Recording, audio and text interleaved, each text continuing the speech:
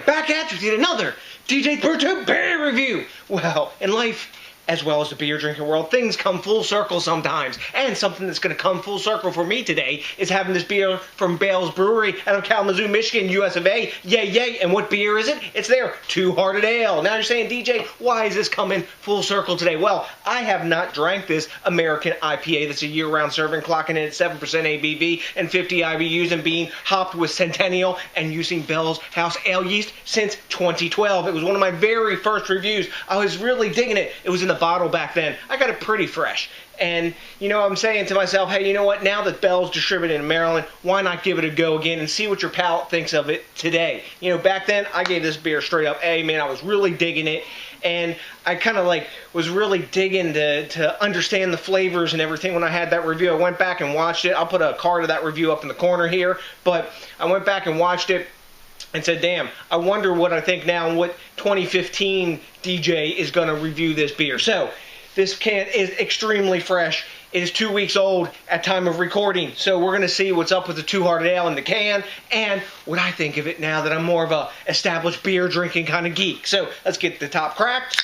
Boom, yeah, get it in the glass and tell you what's up with the Two Hearted Ale. Hell yes, this is in fact the same glass as I used for that review in 2012. That's right, because I hoard things, and glasses are one of the things that I hoard, besides, you know, beer and things like that. Anywho, let's see what's up with the appearance. Yes, it's a fairly hazy, gorgeous amber yellow color. Some orange glints in there too. We got a solid packed, a bit soap sudsy bubble, actually 2-finger head, all the way to the top. At the top it looks like super tight, and the sides it's soap sudsy. We got some active carbonation coming off the bottom, nothing super crazy when I swirl it. Yeah, we're going to get some glass lacing off this bad boy. You usually do with Bell's beers. And there's some nice alcohol legs starting to cling up the top of this tulip.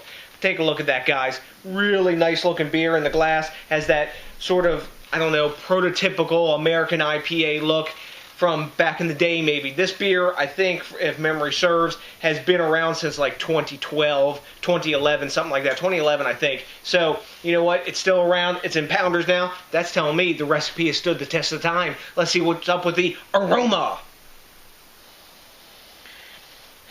Up front, citrus, piney, grassy. Malt balance is in there as well. It's not like a bready malt, but it's a sweet, sort of like honey-like kind of malt, kind of like almost like bread with honey on it. Not too bready, but it's got that bit of sweetness and twang. There's a little bit of a yeast aroma coming off from the esters of that Bell House yeast. But it's all about pine. There's actually a slight bit of dankness in there. There's no alcohol in the aroma at all. But it's all about layers of pine, like citrus, like orangey and grapefruit citrus, a bit of grassiness, and like herbaceous notes combined with that dankness and the sweetness. You know what? This beer, as you can see the fish on here, they're kind of like swimming together. It's kind of like yin and yang, right? So they're calling this Two Hearted Ale. Why? Because it's supposed to have a balance between the malt and the sweetness and be like straight down the middle. So let's see what we think of with my palate today of this beer. Time to dive in, guys. Let's see if it stood the test of time for me. Cheers, diving in.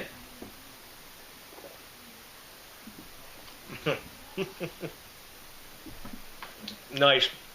Look at that, guys. Just like I thought. Awesome glass lacing. Wow. This beer is mega fresh.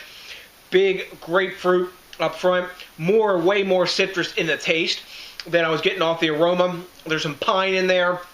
I'd say like a medium-low dankness. Nice medium mouthfeel. The alcohol at 7% is totally hidden. This beer was created in a time when it was an IPA of any sort. It was supposed to be like enamel, grittingly, you know, bitter. And this beer is the antithesis of that. It's more fruity and juicy and malt balanced and less overall bitter than a lot of its counterparts, especially of the day. And even today sometimes.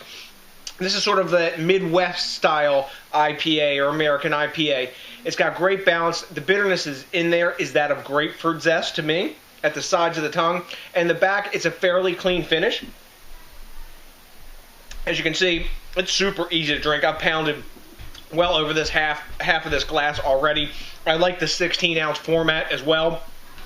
It's just a tasty, well-made beer, super fresh like this in the can. This beer is meant to be in the can, in my opinion. Let me taste it out of the can, as a matter of fact, see if it's any different there.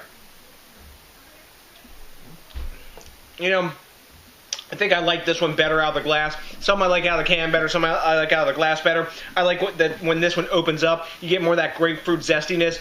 It's a bit more dank, and the bitterness is a bit more perceptible out of the can. But I think once that head blooms and recedes, it releases more of the, you know, aromas and the, you know, the flavors out of the beer, I think, with this one. But super tasty. This is actually, for a 7% beer, pretty damn crushable, which could be dangerous because you buy a 4-pack of pounders of this and you could go night-night real quick if you decide to crush that. But damn, it's really easy to do that. So you're here, I'm still kind of digging this beer, aren't I? Let's grade it. Right Beer gives it a 100. Boom, A+.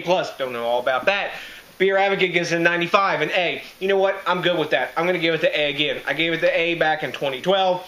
We got 3 years later, more than 3 years later, actually drinking this beer. I'm still digging it. I would still buy it again. I'd still drink it again, and I'd still recommend it. This is a great beer for somebody who I think is just past like that entry-level IPA, like really low bitterness or whatever. It's a little more aggressive on that front, but it's got really tasty flavors that I think are worth trying, and a lot of people could really dig it. Obviously, since it's one of their flagship beers, lots of folks do. Already, since this beer is just being distributed here in Maryland, there's a lot of tap handles with Bell's Two Hearted Ale on it. So, have you had this beer? A lot of folks have. I'd like to know what you know, because I like the quid pro quo and the back and forth, because that, along with copious amounts of Two Hearted Ale, and when you think locally, drink locally, and support the craft beer movement, helps put my happy face on. Also, what helps put my happy faces on is when you rate, comment, subscribe, especially if you have not done so already, and this is your first time with us, sub up. We got lots more action coming, and it's also really pretty freaking awesome when you smash that like button. So next DJs BrewTube, I got nothing but a bunch of Two Hearted Ale, drinking love. I'm going to crush this pounder with no problem,